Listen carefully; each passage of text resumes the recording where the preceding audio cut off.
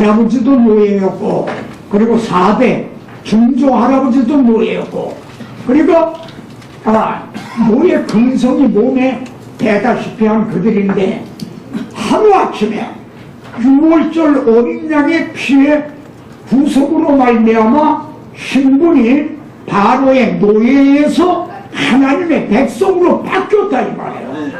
예? 이건 우리도 마찬가지인 거죠. 예? 하루아침에 예수 그리스도를 믿음으로 하나님의 자녀가 되는 권세를 주셨으니 이렇게 바뀌었다 이거야. 근데 우리 몸에는 여전히 노예 근성이 그냥 남아있다는 거죠. 우리의 근성이. 그래서 출애굽기 10계명의 소문은 나는 너를 애굽 땅 종되었던 집에서 인도해낸 네 하나님 여호와니라. 종이었던 그들이 하나님의 백성으로 이렇게 바뀌었다. 그래서 이 하나님의 백성답게 살아가게 하기 위해서 이제 10계명을 주셨다.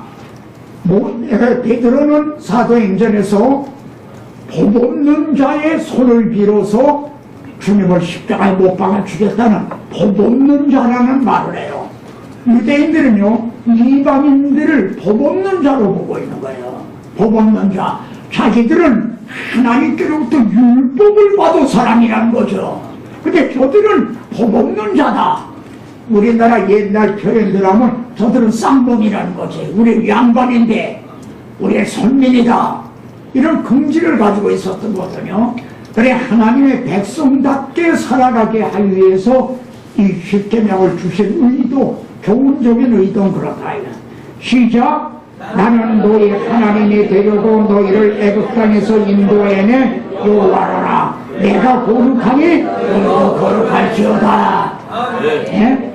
그리고 너희는 이거를 지켜 행하라. 이것이 여러 민족 앞에서 너희의 지혜요 너희의 지식이라. 그들이 모든 규례를 듣고 이르기를 시작. 이 큰 나라 사람은 과연 지혜와 지식이 있는 백성이로다 하리라.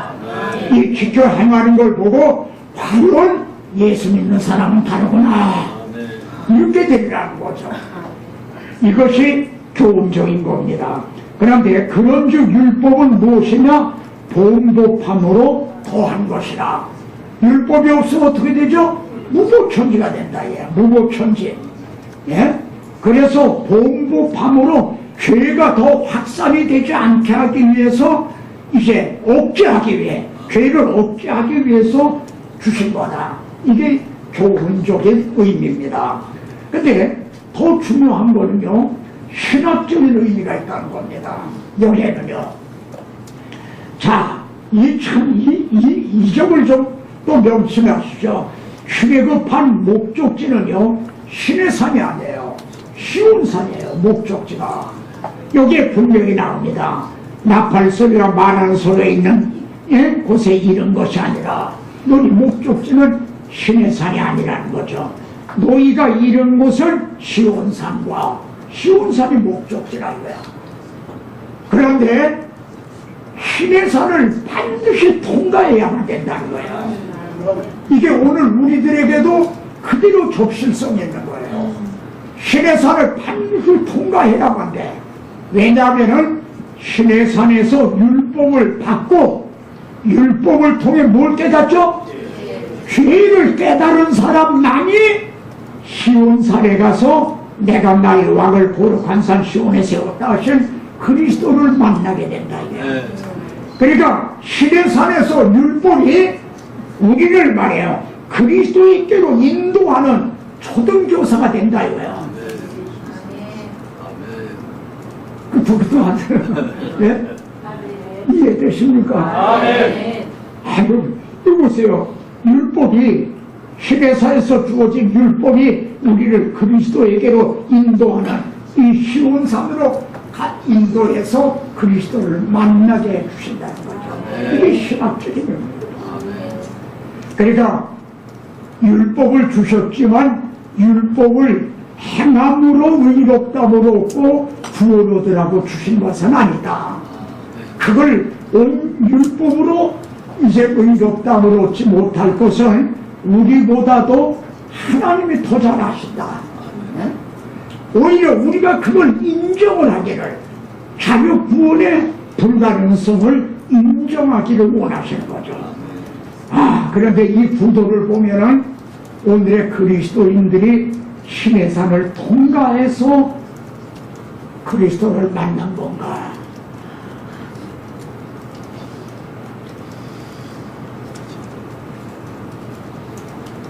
자, 여기 출애굽기 20장의 구조, 이 말씀도요 정말 감격하고 감동적인 말씀입니다. 20장의 구조는요 크게 두 부분으로 나눠져요. 1절부터 21절에는 율법을 주시는 내용이에요. 하나님이 시내산에 임하셔서 십계명을 주시는 그 내용이라. 그런데 뒷부분은요 22절부터 26절에는 번제를 드리라, 또 그렇게 말씀하는 내용이에요. 그러면은 율법만 주셨다면 어떻게 되죠? 우리가 율법을 이걸 그대로 실행할 수가 없으니 우리는 저주를 받을 수밖에 없어요. 그래서 우리를 율법의 저주에서 말이지, 우리를 속량하셨다. 신학은 그렇게 말씀하죠. 그런데 하나님이 여기는 번제를 드리라 그러신 다음에 복을 주리라 그러시는 거예요. 이런 뜻이에요. 이 화살표 보세요. 저주를 받아 마땅한 우리들에게 복을 주리라 그러시는 구도란 말이에요. 여기에 나타난 하나님의 사랑, 은혜, 그리고 복음, 어떻게 해서 저주를 받아 마땅한 우리가 복을 받게 됐죠? 번제와 화목제가 우리 대신 저주를 받아 죽임을 당해서, 번제 화목제가 말이 그냥 번제 화목제지 사실은 양이 죽임을 당해서 드려지는 거 아니에요. 우리 대신 존재를 받아서 죽임을 당함으로 우리가 오히려 복을 받게 됐다는 거죠. 그런데 우리가 상고한 그대로 24절에는 너희가 번제단을 쌓을 때는 다듬은 돌로 쌓지 말라. 내가 종으로 그것을 쪼면 부정하니라 하고 여기에 경계가 나오죠. 이걸 전적으로 그리스도께서 단독적으로 단번에 이루어 주신 거지, 너희가 뭔가 거기다 보태야 첨부해야 되는 게 아니라, 그렇게 되면 그거는 다른 복음이다. 바로 여기에서 우리가 갈라디아서 1장에 나오는 조세를 받을지어다 바울이 한 그것이 대두가 됩니다. 자, 또 보십시오. 하나님의 시내산에 임하셔서요 십계명만 주신 게 아니에요. 여기 보면은 내가 그들 중에 구할 성소를 그들을 시켜서 이제 지어라, 성소를 주신 거예요. 여기에서 만일 십계명만 주시고 성막을 주시지 않으셨다면 어떻게 되는가? 십계명을 우리가 율법을 통해서요 죄를 깨달았는데 이걸 우리가 해결할 데가 없는 거예요. 만일 성막을 주시지 않았다면 번제단도 없잖아요. 속죄소도 없잖아요. 율법을 통해 죄를 깨닫게 되면은 흠없는 양을 데리고 이제 이 성소를 가가지고 자기가 안수를 해서 자기 죄를 다 그에게 짊어지고, 그리고 대신 그를 잡아 속죄제를 드리는데, 만일 성소를 주시지 않았다면 번제단도 물두멍도 속죄소도 없는 거죠. 문제만 있고 해답이 없다는 거죠. 여기 하나님께서요 여호와께서 모세를 통하여 너에게 명령한 모든 것을 여호와께서 명령한 이날 이후부터 너희 대대에 지키지 못하여, 하나님은 이걸 아시는 거예요. 대대에 지키지 못할 걸 아시는 거예요. 그러면은 속죄제를 드릴 것이라. 그런데 하나님이 만일 율법만 주시고 성막을 주시지 않았다면은 좀 강력하게 말한다면 구약의 성도들은 구원을 쫓지 못했을 거란 거죠. 예? 어디 가서 해결을 받을 데가 없잖아요. 그리고 속막은 말씀이 육신을 입고 우리 가운데 거하실 임마누엘에 대한 모형이었다. 이제 우리가 자주자주 상기하게 되는 건 복음이 뭔가, 성경의 복음이 어디에 있는가, 이렇게 보면요, 이 성경 전체가 바로 예수 그리스도를 증거하고 있다는 것을 우리가 보게 됩니다. 자, 여기서도요, 지금 모세가 이제 십계명 여기 24장에는 언약식을 거행하는 그런 게 그 장면입니다. 근데 그걸 이제 그걸 읽어드리니까 그들은 우리가 다 준행하리다 그렇게 말합니다. 7절에서도 우리가 다 준행하리다, 그들은 다 준행하리다 그랬죠. 그런데 모세가 시내산에서 내려오는 게 더디니까는 바로 그 자리에서 뭘 만들었죠? 금송아지를 만들었죠. 그 자리에서. 예? 그리고 모세가 들고 내려오던 그 돌판은 깨지고 말았죠. 그러니까 다 준행함으로 구원 얻을 수 없다는 것은 그 자리에서 이미 돌판이 깨짐으로 명명백백하게 드러났다 이래요. 그런데 부자 청년은 내가 이걸 어려서부터 다 지켰나이다. 또 바울 되기 전에는 율법에 의로운 흠이 없는 자로다. 근데 여기 제가 이걸 집어넣은 거요, 모세와 아론과 나답과 아비우와 이스라엘 장로 70인이 올라가서 이스라엘 하나님 얼굴을 보니, 올라가 하나님과 교제를 하는 거예요. 하나님이 이스라엘 자손들의 존귀한 자들의 손을 대지 아니하셨고 그들은 하나님을 뵙고 먹고 마셨더라. 그러니까 하나님과 교제가 이루어지고 있는 거예요. 계시록 30장에 내가 문 밖에서 문을 두드리니 누구든지 문을 열면 나는 그에게로 들어가 그로 더불어 먹고 그는 나로 더불어 먹으리라. 그 교제가 이루어지고 있는 거예요. 근데 여기에서요, 손을 대지 않으셨다는 말이 무슨 말씀이죠? 어느 말씀하고 결부가 되는 거죠? 우리 신 목사님, 예, 이 하나님이 이스라엘 자손들의 존귀한 자들에게 이렇게 올라가 장로들이 하나님을 보니, 그런데 이들에게 손을 대지 않았다. 그럼 무슨 뜻이 되죠? 예? 그렇죠. 치지 않았다는 거지. 근데 이 말씀이 어디하고 결부가 되지? 출애굽기 19장과 결부가 되죠.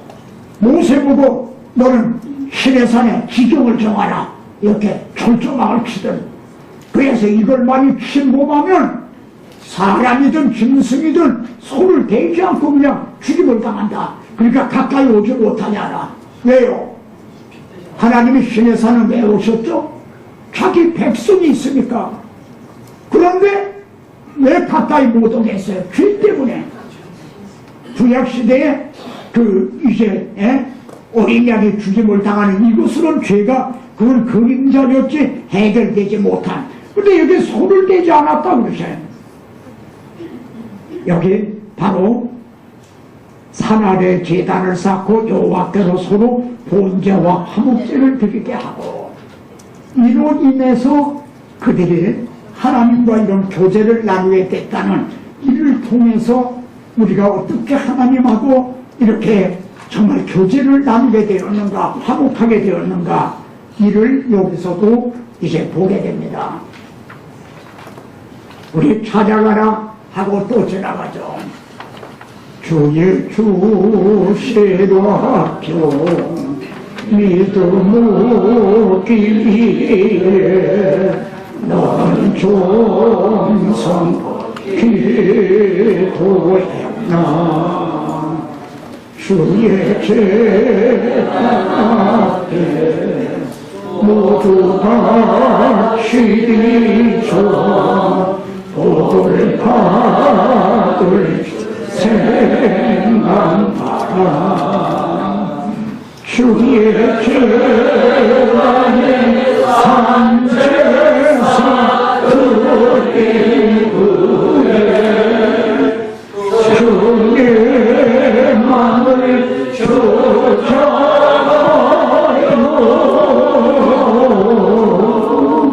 주의 뜻을 따라 그와 동행하며 영생 공학 누리겠네 여기 산 아래 산상 이런 말이 나옵니다. 지금 모세가 산에서 내려오니 도dim을 보고 그들이 송아지 형상을 우상을 만들었죠. 그러니까 모세는 지금 산상에서 하나님을 배웠고 있어요. 그럼 산상에서 무슨 일이 일어나고 있죠? 시작. 아론과 그의 아들들 나를 섬기는 제사장 직분을 행하게 하되 내 형 아론을 위하여 거룩한 옷을 지어 영화롭고 아름답게 할지니 관유를 가져다가 그의 머리에 부어 바르고 하나님께서는 산상에서 모세에게 말해요. 아론 대제사장 아론에게 이렇게 이제 거룩한 옷을 지어 영화롭고 아름답게 하고 이렇게 말씀하고 있는데 산 아래서는 말이죠. 예? 아론이 너희들의 귀걸이고 팔찌고 다 빼와라. 그래서 그곳으로 금송아지를 만들고 있다. 무슨 생각이 나세요? 지금 우리들도 하나님 우편에 계시는 산상에서와 그리고 산 아래 이 지상의 교회가 어떤 모습이 하고 있는가? 예? 이거를 근데 여기 하나만 다르다 그러죠. 이들이요 송아지 형상을 만들어 놓고는 이는 너희를 애굽 땅에서 인도하여 낸 너희 신이로다. 애굽의 땅에서 인도해냈다 이거예요. 그리고 그 앞에 제단을 쌓고 여호와의 절이니라. 이름도 같아요. 여호와의 절이니라. 그리고 번제를 드리고 또 먹고 마시고 일어나 뛰어났다. 똑같다 이거예요. 근데 하나만 다르다. 하나님을 섬겨야 될 자리에 금송아지가 앉아있다는 겁니다. 다른 형식은 예배 형식은 똑같다는 거죠. 오늘의 예배 형식이 똑같다고 네? 이 점을 우리는 또 생각하게 됩니다. 자, 하나님이 제사장 직분을 행하게 하라는 이 점에 대해서 조금 더 나오는데요. 두 어깨 사이에 머리 들어갈 구멍을 내고 그 주위에 갑옷깃같이 깃을 짜서 찢어지지 않게 하고 이 제사장 옷은요 찬양대 가운 중에 이렇게 있는 옷 있죠. 이렇게 그렇게 돼 있어요.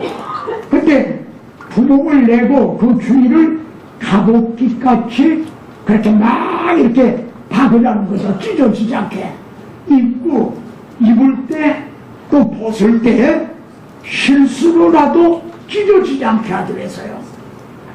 그러면 이게 무슨 뜻이 있는가 보요. 여기 보십시오. 제사장은 그의 머리를 풀지 말며 그의 옷을 찢지 말며 성경의 제사장은 머리를 푼다는 건 슬픔을 나타나죠. 옛날 뭐 머리 풀 일 생겼나? 부모가 돌아가시면 머리를 풀었잖아요. 옷을 찢는 거 이거는 아주 그 슬픔 중에서도 말이죠. 절망적인 이런 걸 나타내지. 근데 제사장을 그러면 안 된다. 여기에 보면요. 이는 하나님께서 선별하신 관유가 그게 있습니다. 그래서 여기 아론의 두 아들이 하나님이 명하시지 않은 다른 분을 들이다가 이제 죽임을 당한 사건이 있었죠. 그때 모세가 아론과 그의 아들에게 가서 너희는 머리를 풀거나 옷을 찢지 말라. 그러나 우선 얘기한 게 그거죠. 온 회중에게 미치자 면하게 하라. 이렇게 말한 겁니다. 그럼 왜 제사장은 옷을 머리를 풀거나 옷을 찢지 말라고 그러시는가? 그걸 왜 하면 안 되는가? 루터가 종교개혁을 일으킬 때 있었던 얘기입니다. 루터가 너무 얼마나 힘들었겠어요. 정말 어떻게 보면 절망적이다시피. 그래 이제 실망을 하고 낙심을 하고 들어오는 적이 있었다고 그래요. 그때 모세야 루터의 아내가 하얀 소복을 입고 나타났다는 거죠. 그래 루터가 깜짝 놀라서 아니 누가 죽었어? 하나님이 돌아가셨습니다. 예? 바로 제사장이 머리를 풀거나 옷을 찢는다는 건 자기가 섬기는 하나님이 돌아가셨다는 하나님을 부정하는 것 같다는 거예요. 예? 제가 전에도 얘기한 건데 그 전에 민주당 당수로서 박순천이라고 하는 분이 당수로 있은 적이 있었어요. 여자분이죠. 그분이 각 정당 대표 이제 기존연설을 국회에서 할 때 이분이 막 하면서 막 울었어요.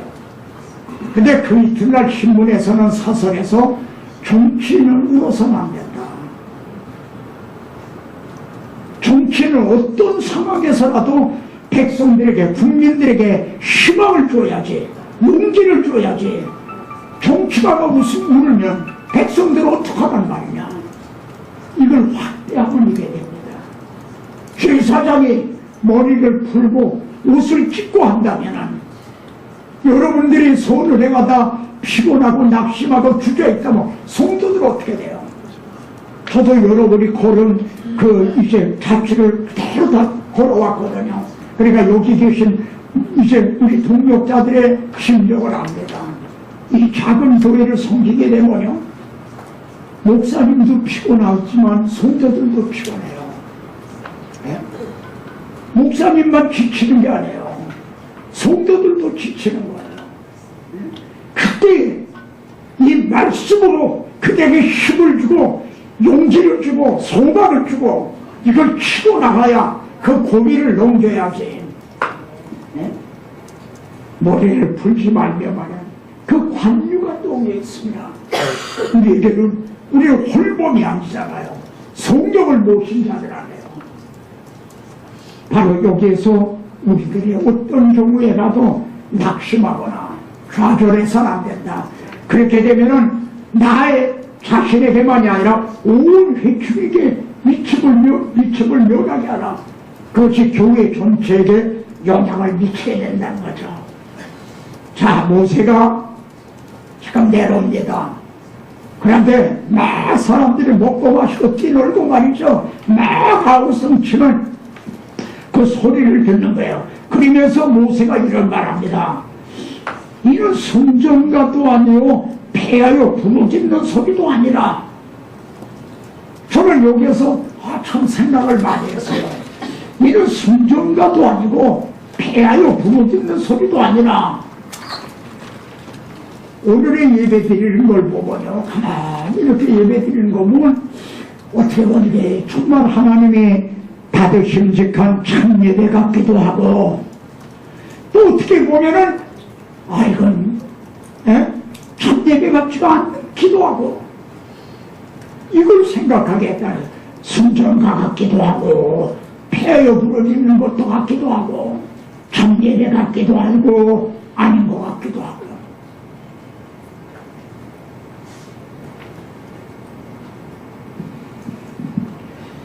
19절에서 말이죠. 이걸 보고 그 판들을 산 아래로 던져서 깨뜨렸다.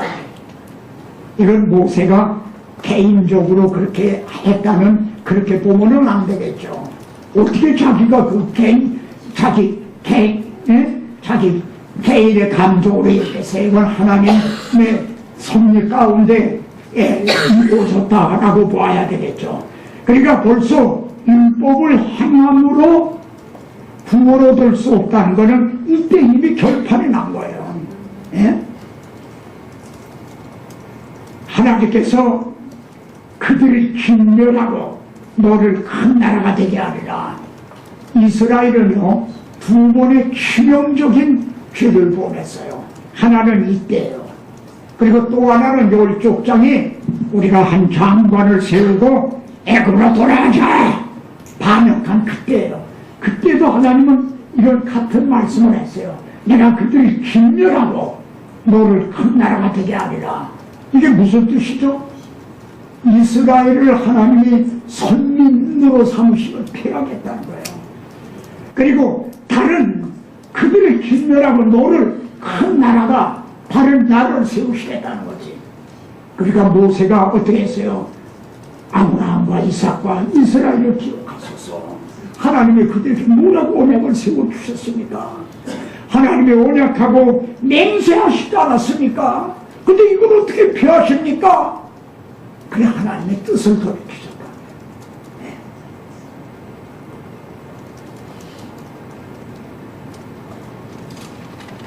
그때 또다시 두 번째 돌판을 가지고 또 이제 올라가죠. 올라갔다 내려오는데 모세 얼굴에서 광채가 나는 거예요. 근데 여기 본문을 보면 여호와와 말하였으므로 광채가 났다. 그러면 첫 번째도 광채가 났어야 되잖아요. 첫 번째도 여호와와 말씀을 했는데, 근데 첫 번째는 광채가 났다는 언급이 전혀 없단 말이에요. 그럼 이 광채는 돌판이 깨진 후에야 나타났다 이거예요. 힘이 구원, 자력 구원의 불가능성이 드러난 후에야 이 광채가 났다는 거죠. 그래 그걸 보고 사람들이 막 이제 가까이 하기 두려워하니까 모세가 수건으로 자기 얼굴을 가리웠더라. 그런데 이를 통해서 말이죠, 사도 바울은 또 놀라운 말씀을 하고 있는 거예요. 우리는 모세가 수건을 그 얼굴에 쓴 것 같지 아니하노라. 우리 그렇게 안 한다 이래요. 근데 그렇게 하는 자들이 있다는 거죠. 뭐죠? 모세가 수건으로 얼굴을 쓴 건 왜 뭘 했어요? 빛을, 광채를 가린 거지. 그런데 바울은 이를 통해서 지금도 복음의 광채를 이걸 가리우고 있는 자들이 있다는 거예요. 이거는 일반 평신도들이 아니라 설교자들이 그런다는 거지. 그래 여기 뭐 오늘까지가 언제예요? 1500년 동안이나 막혀있던 그 휘장을 주님이 십자가를 통해서 다 이루었다. 그래서 그걸 찢어서 열어주셨는데 오늘까지도 수건이 덮여있다 이래요. 모세의 글을 읽을 때에 수건이 오히려 그 마음을 덮었더라. 우리 한번 같이 보죠. 그러나 저의 마음이 완고하여 오늘까지라도 구약을 읽을 때에 그 수건이 오히려 벗어지지 아니하고 있으니 그 수건은 그리스도 안에서 없어질 것이다. 그러니까 우리가 이 구속사 아카데미의 목표 중에 하나가 마음에서 수건이 벗어지는 일입니다. 마음의 수건이 덮였다고 했잖아요. 마음의 수건이, 그리스도 그 수건은 그리스도 안에서 이제 없어질 것이라. 그러면은 이 마음의 수건이 덮여있는 사람이 누구냐? 이 사람들이에요. 어떤 사람들이 유대로부터 내려와서 본부교회죠. 예루살렘 본부교회에서부터 내려와 형제들을 가르치되 너희가 모세의 법대로 할례를 받지 아니하면 능히 구원을 받지 못하리라. 이들이 아직도 수고를 벗어지지 않은 자들이라. 모세가 안디옥에서 이제 그들과 식사교제하다가 야고보로부터 누가 내려온다 하니까 피하여간 그런 사람들이 베드로가 피할 정도면은 굉장히 파워가 있는 사람들이란 말이에요. 이들이 마음이 아직 수건이 벗어지지 않는다. 그래서 구약 성경을 통해 다른 거는 보면서도 바로 우리가 지금 더듬어본 살펴본 이 그리스도의 영광스러운 이걸 보지 못하고 있다 이거예요.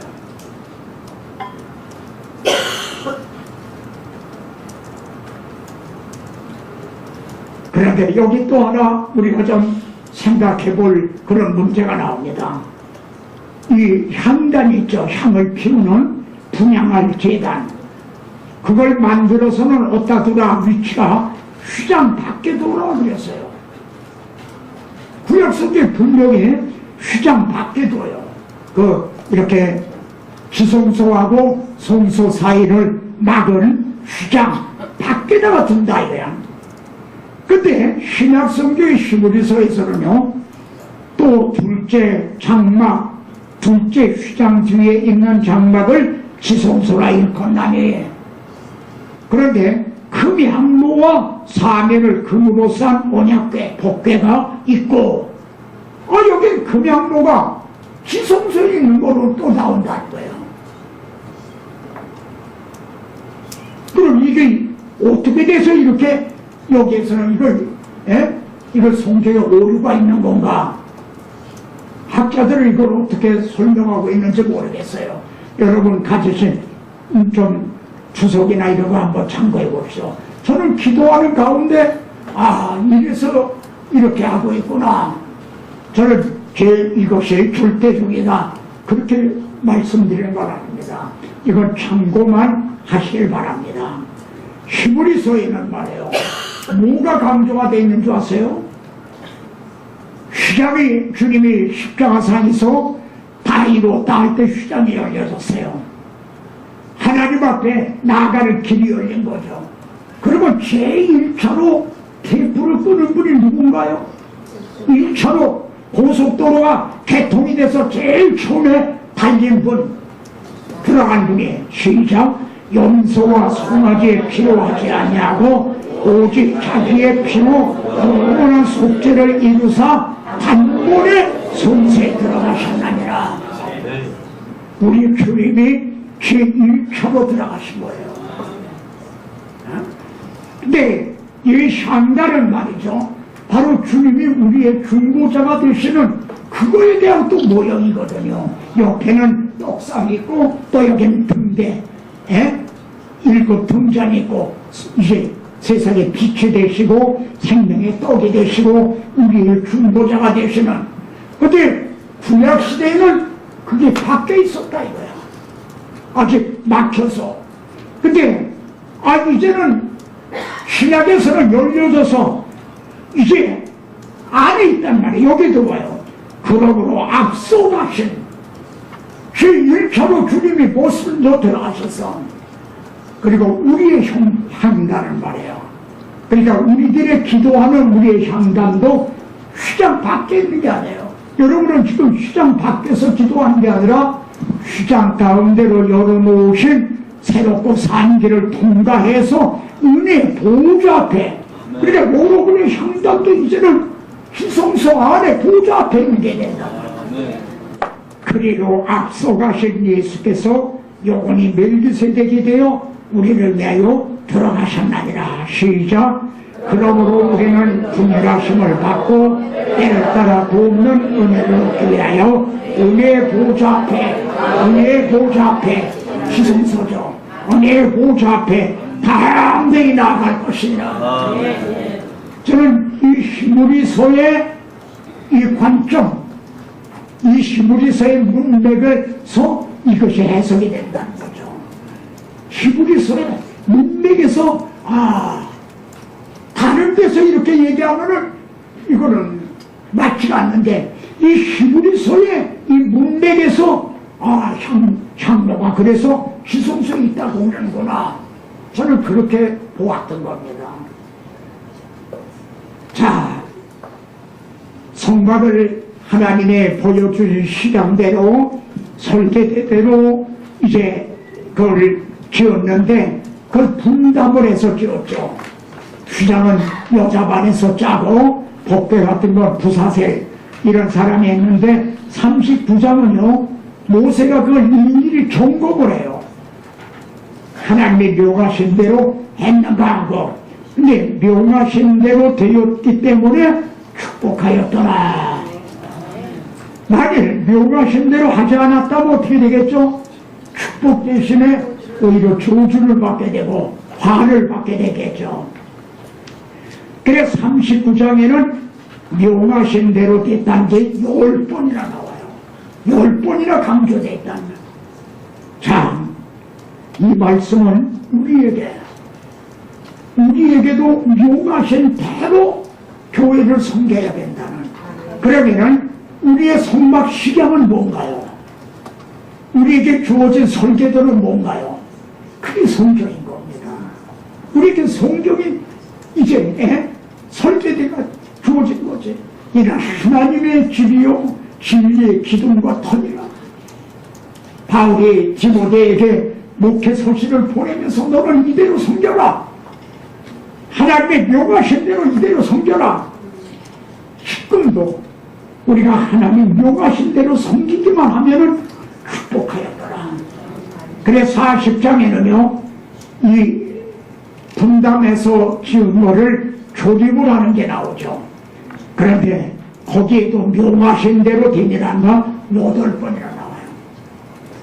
제가 신학교 이런 데 까마라고 그럴 때 이 점을 강조합니다. 여러분 그냥 빨리 교회를 개척하려고 여기서 개척했다가 또 좀 안 되면 또 싸가지고 또 딴 데로 옮기고 보따리 장사꾼처럼 그러지 말고 모세가 시내산에 올라가 40일 기도하듯이 충분히 기도하고 또 성경을 이제 근거해서 성경을 보고 기도하고 해서 먼저 나는 교회를 어떤 교회를 내가 섬기는 교회는 어떤 교회다. 그것이 이제 눈앞에 확실하게 하나 비전이 말이에요. 나는 이제 설계는 어떻게 하고 실직은 어떻게 임명할 거며 모든 걸 성경에 입각해서 나는 이런 교회를 섬길 거다. 내 교회가 5년 후에 10년 후에는 어떤 모습을 하고 있을 것인가. 말하자면 이거를 충분히 준비하라. 그리고 장소를 정할 때도 정말 하나님께서 나를 어디로 보내시는가.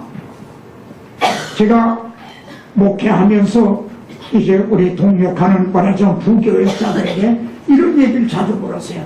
우리 교회가 왜 여기 있어야 되는데? 우리 교회가 왜 여기 있어야 되죠? 우리 교회가 지금 어떻게 하고 있어요? 뿌리고 그냥 제 동서도요, 제 처제도 그러니까 동서도 목사거든요. 그러니까 처제가 한 번 와서 형부 우리 망했어요 그래. 아니 목사 사모가 우리 망했다니 그게 무슨 말이냐. 자기는 2층에 교회라고 했는데 옆에 광림교회가 부천이거든요. 광림교회가 부천에다가 큰 교회를 예배당을 세고 들어갔단 말이야. 그러니까 어떻게 돼요? 자기는 부모가게 하는데 옆에 슈퍼마켓이 서는 거야. 그러니까 우리 망했다는 거지. 논리적으로는 이해가 되죠. 무슨 말인지. 그게 이게 우리의 현실이라는 거죠. 그러니까 좀 기가 막힌 얘기죠. 그렇지 않습니까? 근데 바나바 성교회가 있죠. 바나바 성교회. 거기는요 외국 성교만 하는 게 아니라 한국에도 아주 복음이 들어가지 못한 데가 많이 있다는 거예요. 바나바 성교회에서는 그거를 찾아요. 그래서 거기다 예배당을 지어주고 목회자를 보내고 약 3년 동안 지원을 해줘요. 그리고 자립을 하라. 저희 교회에서 청년이 장성교회, 이제 상도에 있는 장성교회 어머니는 아주 고참 이용희 목사님, 이제 그런 분인데, 이 아들은 거기에서 정착을 못한 거야. 그래서 떠돌다가 우리 교회로 온 거야. 그래가지고 정말 이 복음에 이제 그걸 받아들인 거지. 그래서 우리 교회에서 이제 총각으로 집사가 되고, 그래서 이제 중시를 나와가지고 지금 목회를 하고 있는데, 이분이 제대로 배운 거야.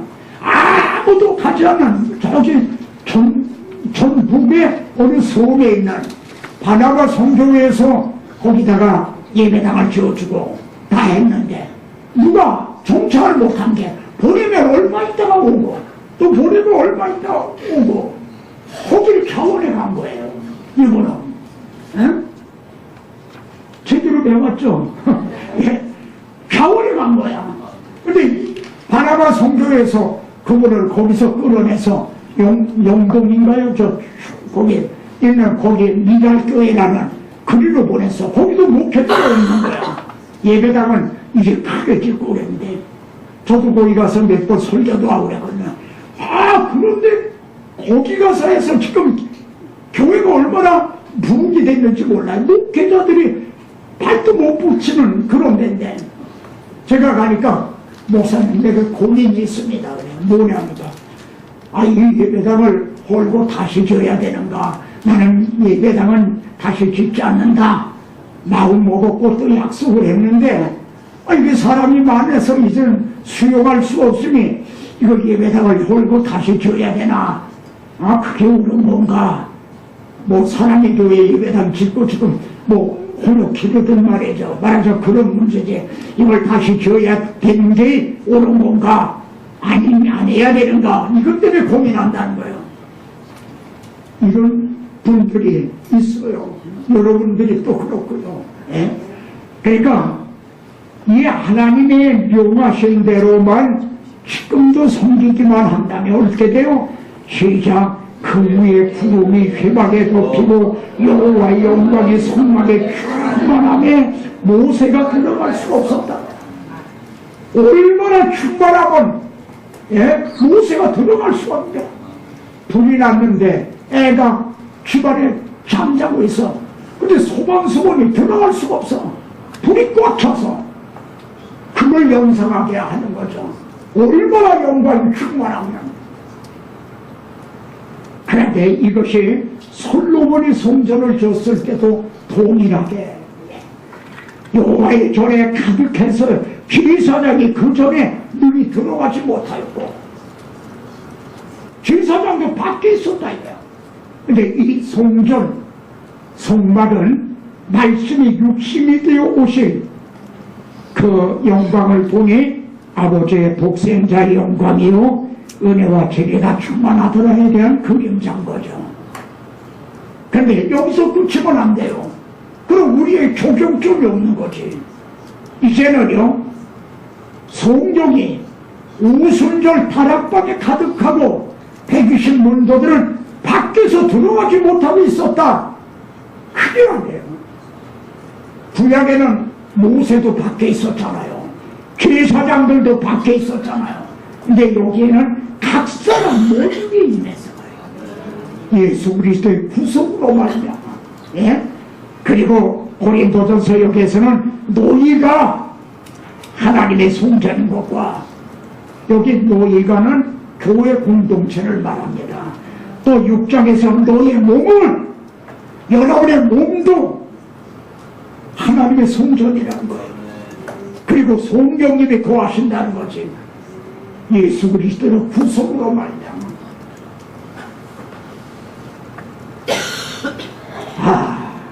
이렇게 우리들에게 적용이 된 거죠. 이렇게 너의 몸은 하나님께로부터 받은 성령의 전인 걸 알지 못하느냐, 이런 분들이 모이면은, 이런 분들이 모여서 예배드리면은 그 교회가 얼마나 영광스럽겠어요. 그래도 실감을 못하실까봐 제가 여러분 속에 있는 성령님이 밝기가 내가 떠나낼까요? 제가 그린 거예요. 자비가 떠나들까? 여러분의 속에 계신 성경이 말이요. 예? 그런 분들이 10명, 30명, 50명, 100명 이렇게 모여서 예배드리면 정말 영광스러운 교회인 거죠. 그러니까 그것은 첫째 하나님의 명하신 대로 성경대로 우리가 섬기자. 내 주의 나라와 주 계신 성전과 피 흘려 사신 교회를 늘 사랑합니다.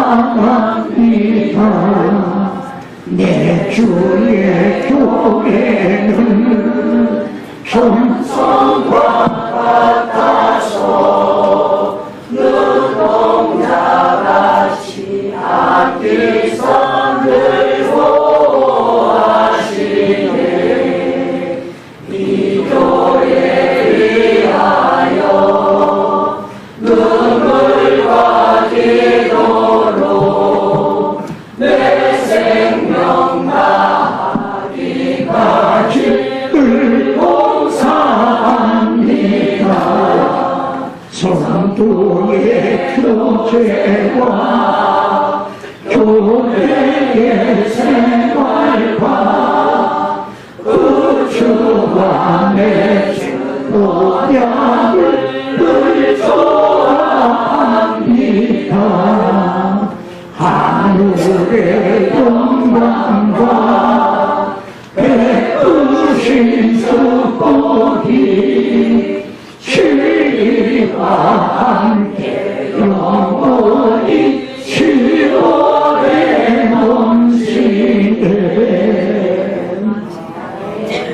자, 레위기 조금 더 나가면 되겠습니다. 레위기도 크게는 두 부분으로 나눕니다. 앞에는 5대 제사에 대한 게 나오는데 이런 6월절 어린 양에 대한 확대라 이렇게 말할 수가 있습니다. 뒷부분은 내가 거룩하니 너희도 거룩할지어다 하는 그런 주제입니다. 5대 제사는 본제, 소제, 화목제, 속제제, 속건제로 되어 있어요.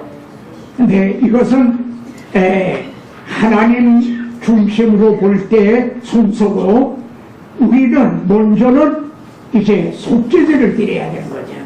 속죄제를 드리고 속건제를 드리고 화목제, 수옥제 그리고 너희 몸으로 이제 하나님 앞에 산제사를 드리는 본제 삶을 살게 되는 이런 순서다. 자, 그래서 레위기를 보면 말이에요. 예물이 소에 흠없는 것을 하라. 그래서 본제 머리에다가 안수한다는 거죠. 본인이 하는 겁니다. 안수해가지고 자기의 죄를 다 그게 담당시키는 거예요. 그리고 그를 잡는다. 여러분이 이렇게 본제를 속죄제를 드린다고 하면 어땠을까요? 네? 아마 처음에는 눈물을 철철 흘리면서 했을 겁니다. 네? 죄를 그에게 담당시키고 그걸 잡아서 그래 본제물에 가죽을 벗기고 그래 제단에 분살과 본제를 드리는 일을 했다고 하면은 처음에는 정말 감격적인 눈물 흘리면서 했을 거예요. 근데 이게 습관화되다 보니까 말라기 시대가 가면 이게 얼마나 귀찮은가 그렇게 돼요. 말라기 1장에는 그렇게 나 이게 얼마나 귀찮은 일이냐. 그런데 여기에 또 우리가 한번 또 명심할 그런 말씀이 있죠. 하나님 앞에 소제물, 이거는 피가 없는 이제 제사인데 거기에는 누룩을 넣지 말라. 그거는 뭐 우리가 이해가 되죠. 누룩은 저 죄에 대한 상처이라 할 수 있는데, 근데 꿀을 여호와 앞에 드리지 못한다 그래요. 꿀을 섞으면 안 된다는 거예요. 그 대신 소금을 치라. 참 이런 데서도 우리가 하나님의 의도를 이제 깨닫게 됩니다. 그리고 여기 죄를 범한 거에도요, 기름 부음을 받은 제사장이 죄를 범한 경우와 평민이 죄를 범한 경우에 해결하는 방법이 달라요. 평민이 죄를 범하면요, 그 피 전체를 본제단 밑에서 그냥 해결하는 거예요. 근데 제사장이 죄를 범할 때는 그 피를 가지고 회막에 들어가는 거야. 그러니까 본도 한 분의 범죄는 이제 그와 너와 둘이만 말하라. 이제 좀 가급적 간단하게 처리하라는. 그러나 제사장, 목회자가 실수하고 죄를 범하게 되면은 이제 죄에 대한 그 죄 어리바리죠. 온 교회에 미친다는 이런 것이 통해서 우리 목회자된 우리들이 정말 얼마나 더 조심해야 될까 이거를 생각하게 합니다. 자, 여기 또 우리가 생각해야 될 일이 있는데요. 지금 제사장이 위임식을 하는 겁니다. 그래 하나님 앞에 이제 위임식을 이제 위임식의 순양을 드리세. 그래 그 피를 말이죠. 귓뿌리와 엄지손가락과 엄지발가락에 바르라는 거예요. 여러분의 엄지, 이제 귓뿌리, 그리고 여러분의 손가락, 엄지발가락에다 바르라는 거예요. 이걸 구약에는 그림자로, 그리고 신약에는 우리에게 이거 신령한 의미로 오는 거죠. 그리고 왜 귓뿌리에 바라야죠? 예? 이제 우리가 하나님의 말씀을 바로 알아듣기 위해서, 그리고 엄지 손가락과 발가락은 하나님을 바로 수종들기 위해서. 그래 여기에 이제 제사장이 자기를 위한 속죄제를 드리죠.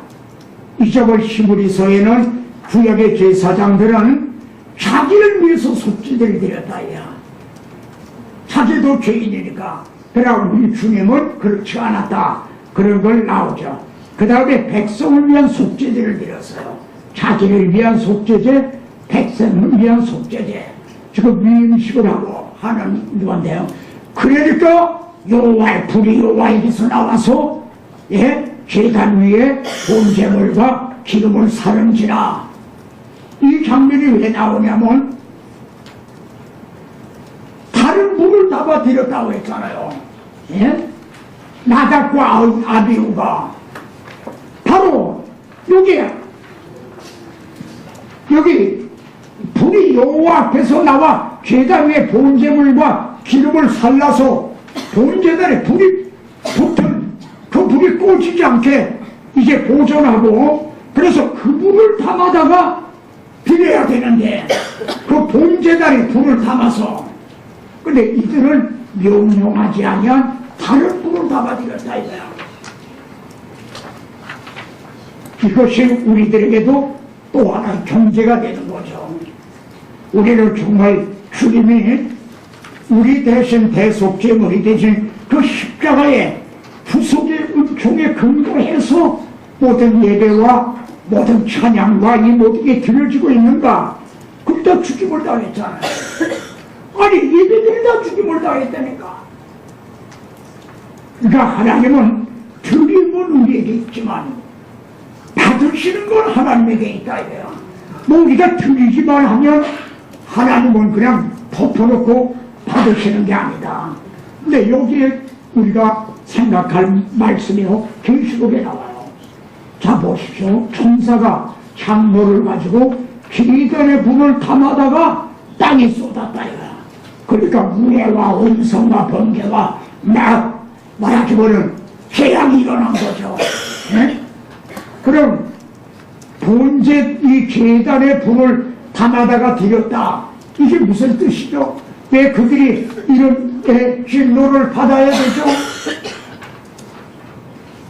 우리 대신 주님이 대속제물이 되어서 이제 주어주신 그 제단의 그 불, 이제 그 본 속죄제물을 불사른 주님이 고난받으신 그거를 인정하지 않고 받아들이지 않는다면 주님이 내가 받아야 될 진노를 대신 받으셔서 십자가를 담당하셨다. 이 번제단의 불을 이걸 받으셨다. 이걸 인정하지 않는다면은 네가 내 죄를 네가 다 책임질 수밖에 없다 이거예요. 그래 번제단의 불을 담아다가 쏟는 거예요. 그죠? 이해가 되십니까? 네. 이해가 되셨어요? 네. 그러니까 주님이 우리 대신 그 고난을 당하시고 십자가를 담당하신 그것을 받아들이지 않는다면 네 죄는 네가 책임을 질 수밖에 없다. 번제단에 그래 북을 담아다 쏟았다. 근데 여기에서 그 북을 담아서 드려야 되는데 그게 아닌 다른 데 근거한 여기 또 보세요. 하나님이 심판하시는데요. 또 내가 들으니 제단이 말하기를 제단이 의인화가 돼 있어. 번제단이 말하기를 그러하다 주 하나님 곧 전능하신 이시오 심판하신 것이 참되시고 의로우시다 하시더라. 그럼 이제 이걸 알아들으셨으면 이건 뭐 설명 안 해도요. 왜 하나님이 심판하시는 게 참되고 의로우세요? 하나님은 심판부터 하신 게 아니에요. 우리 대신 자기 아들을 대신 번제단에서 심판하신 거예요. 그런데 이걸 받아들이지 않는다면 그들이 지옥을 가도 아니 그 사랑의 하나님이 어떻게 지옥을 보낼 수가 있단 말이냐. 뭐 여호와의 기름이나 자유주의 신학자들은 그렇게 지옥 자체도 부인해요. 그런데 여기 제단이 말하기를 자기 아들을 우리 대신 이렇게 심판하신 하나님, 그 사랑의 하나님, 이걸 받아들이지 않는다면 너희들 심판받는 게 참되고 의로우시다 이거야. 자, 여기까지 하면 되겠네요. 이 레위기를 우리가 알기 위해서 시편 134편을 가지고 설명을 하면은 이해에 도움이 될 겁니다. 이게 134편 전문입니다. 3절밖에 없죠. 보라 밤에 여호와의 성전에 서 있는 여호와의 모든 종들아 여호와를 송축하라. 그러면은 남들이 잠을 자고 있는 밤에 잠을 자지 않고 깨어서 불침번을 스듯하고 있는 여호와의 종들이 누굴까? 그건 제사장들인 건 분명하죠. 그러면은 이들은 왜 남들은 잠을 자는 밤에 잠을 안 자고 깨어 있는가? 그게 여기 나옵니다. 우선 이제 그 성막의 성전에 불을 켜라는 거예요. 그리고 등잔불을 켜두지며 그리고 켜두기만 하면 끝이 아니라 아론은 저녁부터 아침까지 여호와 앞에 항상 등잔불을 정리할지니. 저 뭐냐면은 옛날에 등잔에 감람유에다가 심지가 이렇게 있는 불을 켰단 말이에요. 그러면은 불이 환히 켰다가 오래되면은 심지에 불똥이 앉단 말이에요. 그럼 불이 작아져요. 그러니까 꺼져. 그러니까 아론은 저녁부터 아침까지 불똥이 앉으면 이렇게 해서 불똥을 띄워서 말이에요. 그럼 불이 다시 또 커지고 꺼지지 않게. 그래서 성막 시장에는 불똥 집게도 있고 이제 그런 걸 우리가 보게 된단 말이에요. 그리고 언제까지 이래야죠? 이 불이 꺼지지 않도록 언제까지 이래야 되는가? 참빛 그 세상에 와서 각 사람에게 비치는 빛이 쏟나니 바로 이건 그림자고 참되신 빛 예수 그리스도가 오실 때까지요. 그래서 여기 솔로몬이 죄를 범했을 때요 우상 숭배까지 했잖아요. 그러니까 하나님이 내가 빼앗아서 내 신하에게 주리라 나라를 말해요. 그런데도 한 지파를 남겨주겠다고 했어요. 네? 그런데 이 한 지파를 한 등불이라고 말씀해요. 그러니까 한 지파를 남겨주셨다는 건 뭐죠? 꺼져가는 등불도 끄지 않으셨다는 거예요. 왜? 내 종 다윗과 내가 다윗에게 약속했다 이래요. 하나님의 언약을 세워주셨다 이래요. 그리고 내가 택한 예루살렘을 위하여 하나님이 예루살렘을 택하시고 거기에 하나님의 이름을 주셨다 이래요. 그러니까 여기에는 하나님의 이름과 묘배가 걸려있다 이래요. 그래서요 이 부속사를 보면은 시작 상한 갈대를 꺾지 아니하며 꺼져가는 등불을 끄지 아니하고 이 역사예요. 노아 홍수 때를 얘기를 보십시오. 얼마나 태풍이 뭡니까? 그렇게 겨우 8명 남았어. 풍전 들어가죠. 그런데도 하나님은 그걸 보존하셨다. 끄지 않으셨잖아요. 참 빛, 그 세상에 오시는 이 그리스도를 보내시기 위해서. 그래서 제사장들은 남들이 잠을 자고 있는데 불침벌을 서면서 그 불이 꺼지지 않도록 참빛이 오실 때까지 또 말이죠. 제사장들은 상본제를 드리라고 했잖아요. 한 마리는 아침에 한 마리는 절해줄 때 드릴 것이라. 그러니까 매일 아침에 드릴 상본제를 준비하니라고 이들은 또 깨어있었을 거란 말이에요. 그래 언제까지 상본제를 드려야죠? 보라 세상 찌를 지고 가는 하나님의 어린 양이로다. 실제가 오셔서 그 막혀있던 휘장을 열어주실 때 그때까지죠. 그래서 구약의 제사장들은요 본문에 보세요. 밤에 여호와의 성전에 서서 있다고 그래요. 여호와의 성전에는요 의자가 없어요. 그러니까 서서 있는데 이 서 있는 자세는 일이 끝나지 않았다는 자세예요. 이것이 성경들 보십시오. 여기 보면 제사장마다 매일 서서 섬기며 자주 같은 제사를 반복을 했다야 돼요. 왜냐하면 이 제사는 언제나 죄를 얻게 하지 못하였기 때문에 그래서 반복을 하고 끝나지 않았기 때문에 서 있었다 이거야. 이 절묘한 대절 보시오. 시작.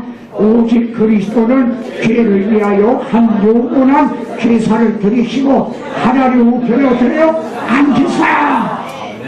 서 있는 거 앉으사. 우리 주님은 단번에 완성하셨잖아요. 네?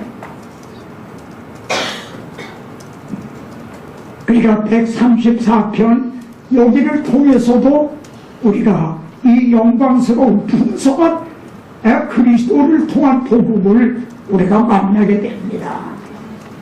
그런데 134편은 결론에 시온에서 이게 뭘 주실지어다 그랬어요. 시온에서 복을 주신다는 거야. 그러면 그들이 시온에서 받을 복이 뭐죠?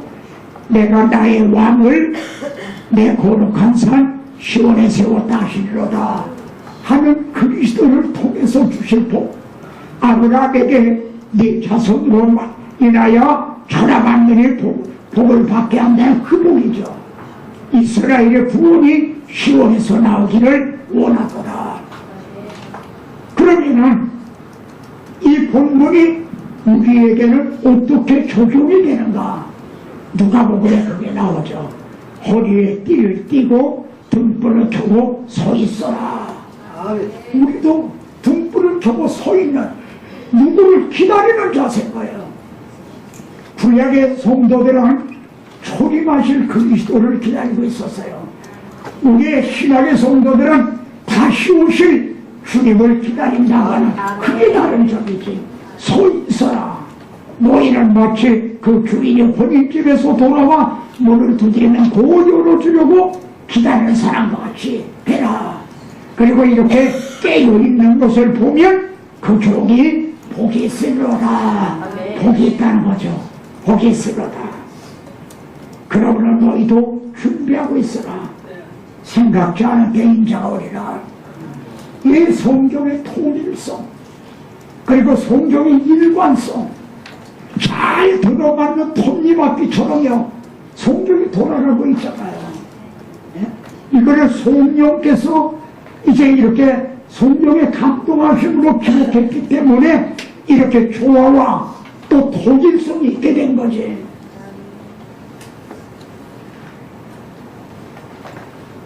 여기까지 하고 기도드리고 마치겠습니다.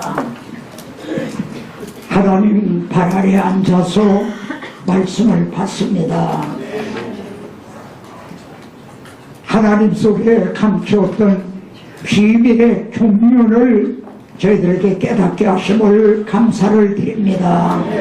전보다 우리의 눈이 밝아지게 하심을 감사합니다. 우리의 마음에서 수건이 벗어지게 하심을 감사합니다.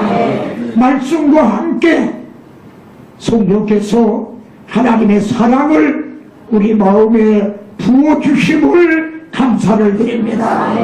우리가 강단에서 설교할 때에 생수의 강이 강단에서부터 흘러 나오게 하소서.